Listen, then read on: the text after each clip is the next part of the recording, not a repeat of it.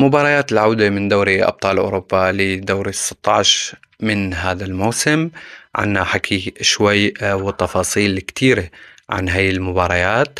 رح نحكي شوي تهكمات وتوقعات لهاي المباريات، وكيف رح يلعب كل فريق، ومين اللي رح له السيطرة، أو مين يلي رح يكون متأهل نسبيا على الورق. قسمت أنا المباريات إلى قسمين. عنا قسم راح يكون بيحتاج لمعجزة كروية ومعجزة لحتى يقدر يتخطى الخصم يلي كانت مباراة الذهاب إلى تأثير كبير على النتيجة، وقسم آخر يلي لا يحتاج إلى هاي المعجزة، وهي حسابيا منطقيا على الورق. فإذا منبلش بالمباريات يلي لا تحتاج إلى معجزة، يلي ما بدها معجزة يعني، فراح تكون برشلونة ونيوكاسل. طريقة اللعب لهانز فليك راح تكون أكثر صرامة من مباراة الذهاب. راح نشوف برشلونة بطريق مغاير بعدم تكرار سيناريو الانتر وبرشلونة يلي اللدغ أكثر من مرة بهذا الدور، سواء كان من باريس أو انتر، أو فيما سبق بعهود المدربين اللي راحوا عن برشلونة، يلي أقصي أكثر من مرة بالأدوار الإقصائية من دوري أبطال أوروبا. فراح نشوف برشلونة أكثر تأثيرا على المرمى، أكثر هجوما. طريقة لعب راح تكون مباشرة، استغلال أكبر للفرص، سيطرة على أرض الملعب. بداية راح تكون نارية لبرشلونة، خصيصا راح يستغل عامل الأرض والجمهور سبوتيفاي كامب نو. فبالنسبة لبرشلونة المباراة راح تكون نارية. مباراة راح تكون إلى تأثير كبير على برشلونة المنتشي ب5-2 على إشبيليا، ورجوع لابورتا إلى سدة رئاسة برشلونة، واستمرار هانزي فليك بتدريب النادي. بالنسبة للجهة المقابلة واللي هو نيوكاسل، يلي شفنا نيوكاسل بمباراة الذهاب كان أكثر تأثير من برشلونة بحكم الأرض والجمهور، كمان سيطرة على البدنية على نص الملعب، لكن عدم استغلال للفرص اللي أتيحت له بالمباراة. تسجل بالدقائق أو بالربع الأخير من المباراة هدف وحيد، ومن ثم عاد برشلونة بضربة الجزاء. فنيوكاسل إذا بده يقدر يتفوق على برشلونة لازم يعيد سيناريو اللي عمله، إنه يسيطر على أرض الملعب، يستغل الفرص بطريقة أكبر، خصوصا هو كمان جاي من فوز على تشيلسي بالدوري. فإذا نيوكاسل وبرشلونة، ورجح كفة برشلونة على نيوكاسل بنتيجة رح تكون 3-1 أو 2-0 لبرشلونة. ننتقل للمباراة اللي بعدها، ليفركوزن وأرسنال، يلي رح تكون مباراة تكتيكية بامتياز لأرتيتا، وترجمة ما وصل له أرتيتا من ترابط بين اللاعبين وطريقة لعب. شفناه بمباراة الذهاب مع ليفركوزن، خسر تكتيكيا مع المدرب الدنماركي لليفركوزن. عدم استغلال الركنيات لسلاح أرسنال بهذا الموسم بشكل صريح بمباراة الذهاب، وهو عدل عن طريق ضربة جزاء سجل اللاعب ليفركوزن السابق كاي هافاتس. فإذا أرسنال أمام مهمة شبه مؤكدة لتأهل أرسنال على ليفركوزن، لكن لا أحد يأمن لتفاصيل دوري أبطال أوروبا. نرجع بحكي أنه مباريات دوري أبطال أوروبا تلعب بالتفاصيل والجزئيات البسيطة، لأنه هي مباراة واحدة ويعطيك العافية. فإذا أرجح فكر أرسنال على ليفركوزن، وهي إذا تأهل أرسنال فهي نتيجة منطقية وواقعية مثل أغلبكم، أو إذا كان عندكم رأي مخالف يا ريت تكتبوا لي بالتعليقات. المباراة الثالثة اللي هي راح تكون كانت منطقية المباراة الذهاب، وهي كانت عندنا جالاتا سراي وليفربول. جالاتا سراي اللي هو مرعب على أرضه لخصومه صراحة. طريقة لعب جالاتا سراي بملعبه بإسطنبول مرعبة. هجومه له تأثير كبير، ضيع كتير من الفرص بمباراة الذهاب. كمان ليفربول كان ضايع، دفاعه كان بمهب الريح خلينا نقول. كوناتي وفان دايك ما كانوا بالمستوى المطلوب. أرني سلوت هي مباراة الموسم بالنسبة له صراحة، بغض النظر عن نتائجه بالدوري، لأنه إذا خسر من جالاتا سراي وودع دوري أبطال أوروبا راح يقال بنسبة 80 ل 90%، لأنه موضوع انك تخسر من ليفربول وتطلع بدوري ابطال اوروبا، هذا الشيء ما راح يقبله اداره ليفربول ولا جماهير نادي الريدز. فليفربول اذا بده يقدر يتخطى هاي العقبه لازم يبدأ كمان بطريقة لعب مباشرة على المرمى، عدم خسران الطابة والكرة بنص الملعب، نجاعة هجومية من فريمبونج لازم تكون، محمد صلاح لازم يكون موجود، استغلال للكرات العرضية من جاكبو أو إيكيتيكي وسواء اللاعب محمد صلاح.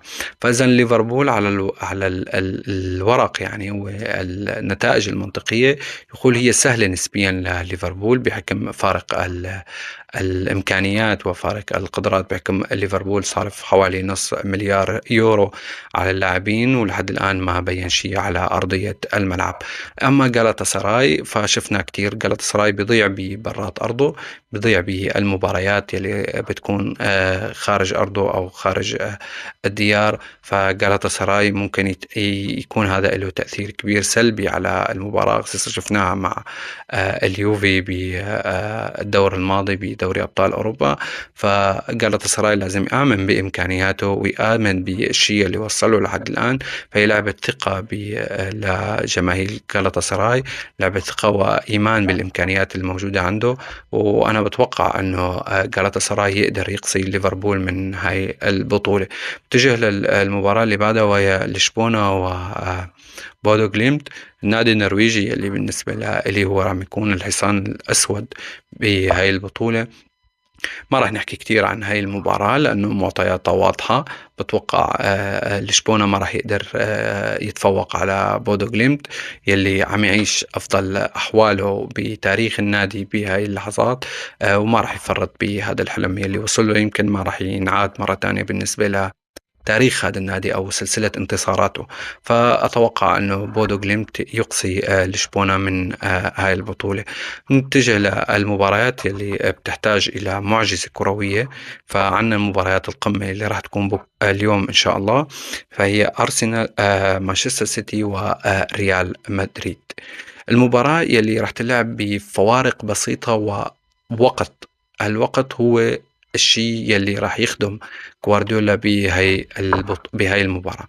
إذا جوارديولا قدر يتفوق على ريال مدريد بالشوط الأول بنتيجة 1-0 أو 2-0 من دون ما يتلقى أي هدف، فإن نسبة عودة ريال مدريد إلى البطولة نسبة كبيرة. وهي حسب الإحصائيات قبل ما تلعب هاي المباراة، نسبة تأهل مانشستر سيتي بعد مباراة الذهاب هي 9% فقط على حساب ريال مدريد.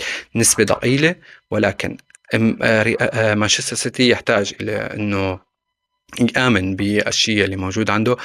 والشيء الأهم والمهم هو عدم فلسفة جوارديولا وتغيير المراكز، عدم الزج بلاعبين وتغيير مراكزهم، السيطرة على وسط الملعب، اللعب أكثر واستغلال المساحة اللي موجودة كانت بريال مدريد، وتسديد على المرمى. يعني شفنا أول ربع ساعة من مباراة الذهاب مانشستر سيتي خلق أكثر من 3 فرص لكن ما استغل ولا واحدة بالشكل المطلوب، وكمان تحسب لكورتوا بالتألق. فإذا مباراة على تلعب على جزئيات بسيطة وعلى وقت ثمين لجوارديولا وعناصر مانشستر سيتي، بتوقع هالاند بكرة راح ينفجر وممكن يسجل هدف أو هدفين لأنه وصل له وقت غايب عن التهديف، وخصوصا على ريال مدريد. مباراة مهمة لهالاند وتاريخ جوارديولا يلي شارف على الانتهاء مع مانشستر سيتي. بالنسبة لريال مدريد، أتمنى أن ريال مدريد ما يخوض المباراة بثقة تامة وعمياء أنه هو خد حسم مباراة الذهاب وخلص أنه هو تأهل، لأنه ممكن هذا الشيء ينعكس سلبي على أداء ريال مدريد وأنه هو فات بشخصية البطل. نحن أبطال أوروبا، نحن معنا 15، فنحن خلص فايزين بالمباراة من قبل ما تلعب، لأنه هذا الشيء ممكن يستهزئ بالخصم أو يستخف بإمكانيات الخصم، وهذا راح ينعكس عليه سلبيا. فإذا مبابي على الأغلب راح يكون متواجد بالمباراة، ولو كان مو بالتشكيلة الأساسية يعني ببداية المباراة، لكن ممكن يلعب بجزء من وقت المباراة. وراح نشوف ريال مدريد بطريقة دفاعية أكثر من أنه هجومية، راح يستقبل اللعب ويحاول قدر الإمكان أنه ما يتلقى أي هدف بالشوط الأول، لأنه ساعتها بالشوط الثاني راح تكون المباراة سهلة نسبيا، و راح تكتر الأخطاء من مانشستر سيتي لا يقدر يسجل أي هدف. بتوقع بكرة المباراة صعبة على الفريقين، لكن أتوقع تأهل ريال مدريد على حساب مانشستر سيتي. ننتقل للمباراة اللي بعدها واللي هي باريس سان جيرمان وتشيلسي، كمان تحتاج إلى معجزة كروية خالصة، خصيصا انه باريس عم يدافع عن لقبه وراح يلعب برات ارضه بستانفورد بريدج على ارض تشيلسي اللي ما عم يعيش افضل احواله بالفترات الاخيره، خصوصا بعد خسارته من نيوكاسل بنتيجة 1-0. تشيلسي كان بادي المباراة الذهاب بطريقة منيحة بأسلوب واضح وصريح، قدر يسجل هدفين، لكن خطأ دفاعي كلف النادي كارثة بمباراة الذهاب أدت إلى 5-2. أحبط الفريق نفسيا وجسديا بعد تلقي الهدف الثالث، وشفنا كفاراتسيليا قدر يصنع الفارق لباريس سان جيرمان. باريس سان جيرمان راح يخوض المباراة كالعادة بطريقة لعب مباشرة ونارية على مرمى الخصم، مثل ما شفناه بمباريات سابقة بالسنة الماضية، مباريات الدوري أو مباراة المجموعة الوحدة. كان باريس سان جيرمان يمشيها تمشاية، انه ما يعطي الثقل الكبير على هاي المباراة لانه او المباريات، لانه هو متأهل، ولكن يكشر عن انيابه بالدوري اللي بعده ومرحلة الإقصاء وخروج المغلوب. فإذا باريس ما راح يسلم المباراة بطريقة سهلة. وتشيلسي لإنقاذ موسمه أو إنقاذ سمعته بهذا الموسم بعد جلب الكثير من اللاعبين وتبديل المدرب ومدربين، أنه يلعب بطريقة هجومية أكثر، ثبات على أرض الملعب. لازم الدفاع تبعه يكون أكثر حصانة، أكثر ثبات، أكثر طريقة لعب واضحة، وعدم الفلسفة زيادة. الثقة بمرحلة الإياب شيء كتير ضروري للفرق اللي اهتزت بمرحلة الذهاب، والإيمان بالإمكانيات. بالنسبة للمباراة بتوقع أنه باريس يقصي تشيلسي ويكمل إلى الدور اللي بعده. ننتقل للمباريات الباقيان. عنا هي مباراتين، عنا أتلانتا وبايرن ميونخ، المباراة اللي هي نسبيا أسهل وحدة بمباراة مرحلة الإياب.